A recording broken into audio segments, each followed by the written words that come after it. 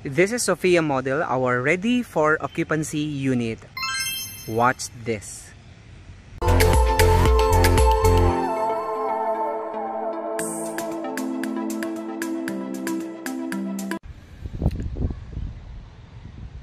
Good afternoon everyone, my name is Ray Miliada, Division Manager dito po sa Antel Grand Village and Anyana, and welcome to my channel. Anyway, for today's video po, ipifeature ko naman sa inyo itong Sophia Ready for Occupancy Unit, which is situated dito po sa Grand Oak Ridge ng Antel Grand Village. Anyway, so this house is for sale with the lot area of 100 square meters of 98.95.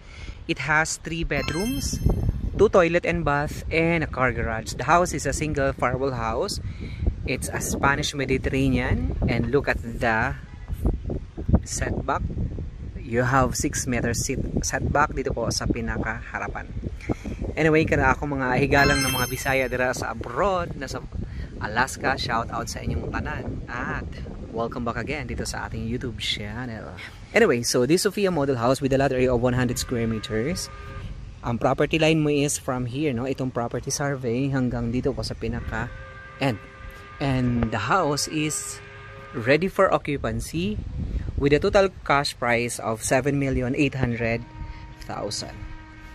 This one, guys. Until here yung kanyang pinaka setback. Alright, no? From that pause hanggang dito, guys, and then hanggang dito. So pwede kayong maglagay ng fence. What makes this beautiful because the house is a buhos type. It's a single farewell house.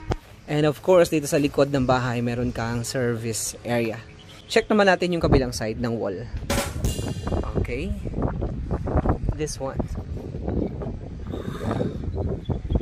Ang laki ng bahay, guys, no? Okay.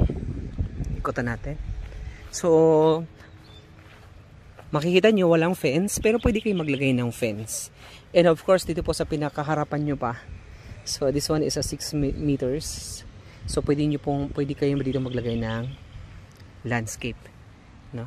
Pwede kayo, or pagka nailipat sa inyo yung bahay nyo, pwede kayong magpa-improve, pa-extend hanggang dito po. 3 meters minimum from the gutter. Okay, check natin yung bahay. Ayan. So this is a ready for occupancy house. Okay, so as you enter, meron ka ditong porch. So, this is one of the model unit lang po dito sa Antel Grand Village. Kasi dito sa Antel Grand, we have 24 model units. Dito kay Sophia, so we have 24 model units dito po sa Antel Grand Village. And, katulad yan, yung mga Tokyo, Paris, New York, Alexa, ayan, pwede po yan dito sa Antel Grand Village. So, this is just one model unit. So, okay. So, this is your main door. Ayan. Check natin, guys. Alright. So, upon entering the house, so this is your living area. Wow. Look at this. Ayan, guys. Ang ganda. Ayan. Dahan-dahanin natin. And then, ang maganda dito, meron ka ng built-in cabinet. And then, your kitchen area mo is naka-granite. And this is your kitchen area. A dining area here. Ayan, makikita mo po yung mga ventilation. Look at this, ang ganda. And then the ceiling is napakataas, nasa 3.5 meters from the ground. Alright, dito naman sa area na to, guys. Look at this. Wow. Dito naman po. Ayan. Okay.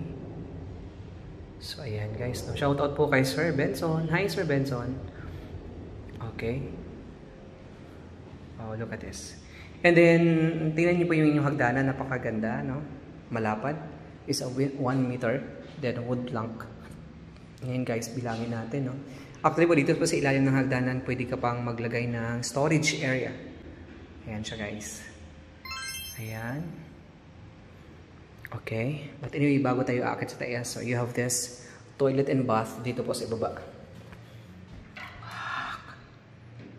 Ang laki, ang lawak. So, kung ano po nakikita niyong fixtures, yan na po siya, guys. Ayan. Okay. Huwag niyo lang isama yung pinaka-plastic po.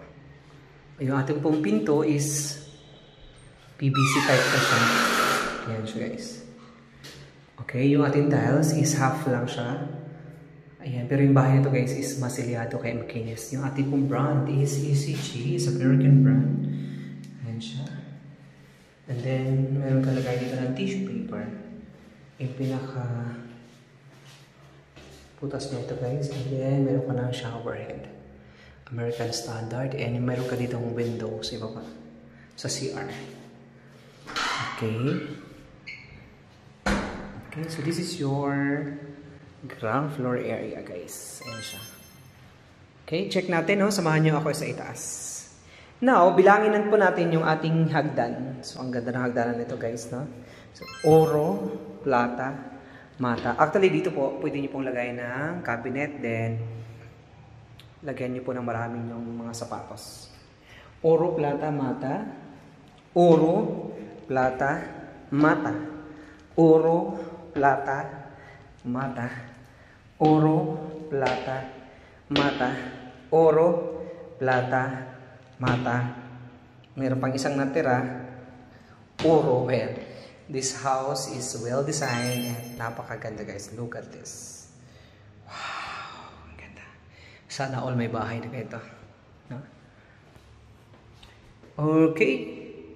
So tingnan nyo naman po guys. Magdanan. Spiral at ang ganda. And of course, no, pag naglagay ka dito ng chandelier, dito sa area to, which is very perfect. Ayan. Okay. So dito po sa itaas, mayroon kang 3 bedroom. Check natin yung bedroom 1. So this is the bedroom 1. This one. Wow. So mayroon kang 4 na bintana. Okay, ang ganda. Ayan. So dito sa Andal Grand Village, so bukod pa po dito sa, or sa Anyana, bukod pa po dito sa ating mga model houses ready for occupancy, meron tayong lot only, commercial lot and residential lots. So pwede kayo magpagawa ng sariling design dito po sa Andal. So this is a built-in cabinet. Pero what is more practical? Practical po is yung may house and lot na. Okay, this is your hallway. And this is the second room. Check natin.